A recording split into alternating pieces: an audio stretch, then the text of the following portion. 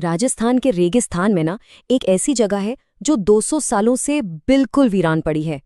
एक जमाना था जब ये एक फलता फूलता गांव हुआ करता था, पर आज ये एक बहुत ही गहरे रहस्य में डूबा हुआ है। तो चलिए आज पता लगाते हैं कि कुलधरा के साथ आखिर हुआ क्या था। देखिए, ये सिर्फ एक घर या एक परिवार की कहानी नहीं है। ये कहानी है एक साथ 84 गांव के रातों रात गायब हो जाने की।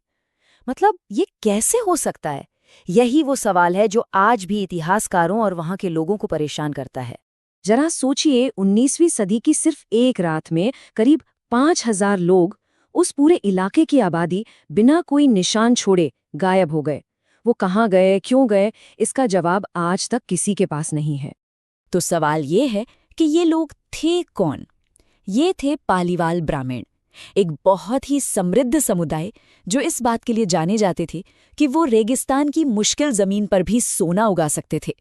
मतलब उन्होंने बंजर जमीन को एक हरे भरे नखलिस्तान में बदल दिया था। तो कुलधरा, आप समझिए, सिर्फ एक वीरान जगह नहीं है, ये एक जीती जागती ऐतिहासिक पहेली है। इसकी कहानी 200 से भी ज्यादा सालों से लोगों को अपनी तरफ खींचती भी है और उलझाती भी है।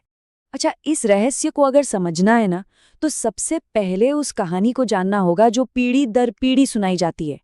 ये कहानी है एक जालिम शासक की, एक बहादुर समुदाय की और एक ऐसे श्राप की जो कहते हैं आज तक नहीं टूटा।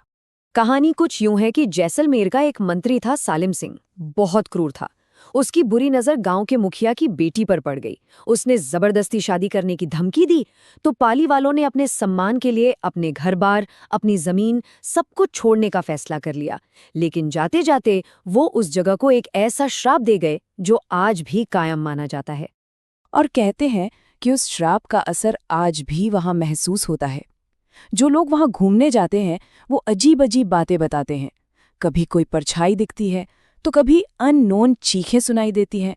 एक अजीब सी बेचैनी का माहौल रहता है। और शायद इसी वजह से सूरज ढलते ही गांव के गेट बंद कर दिए जाते हैं। कोई भी रात में वहां रुकने की हिम्मत नहीं करता।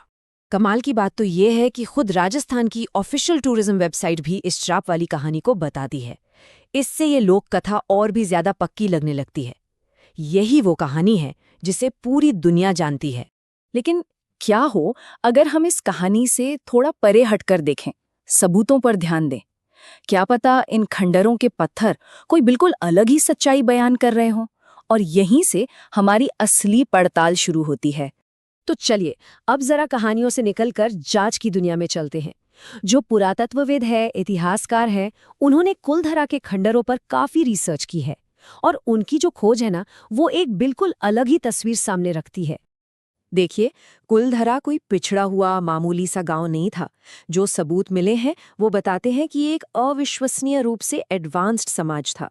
उनकी सड़कें सुनियोजित थीं, पानी को मैनेज करने का सिस्टम कमाल का था, और वहां से जो बर्तन और औजार मिले हैं वो उनके खुशहाल जीवन की कहानी कहते हैं। और यहीं पर आकर कहानी और उलझ जाती है। सवाल ये है कि एक इतना कामयाब, इतना साधन संपन्न समुदाय अचानक अपना सब कुछ छोड़कर क्यों चला जाएगा? क्या सिर्फ एक मंत्री की जिद उन्हें ऐसा करने पर मजबूर कर सकती थी? कुछ तो गड़बड़ है। इतिहासकारों के पास कुछ ज्यादा प्रैक्टिकल थ्योरीज हैं। उनका मानना है कि शायद कोई एक वजह नहीं थी, बल्कि कई वजहें एक साथ आ गई।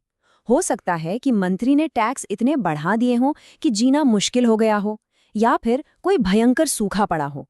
कुछ टूटे हुए ढांचे तो भूकंप की तरफ भी इशारा करते हैं।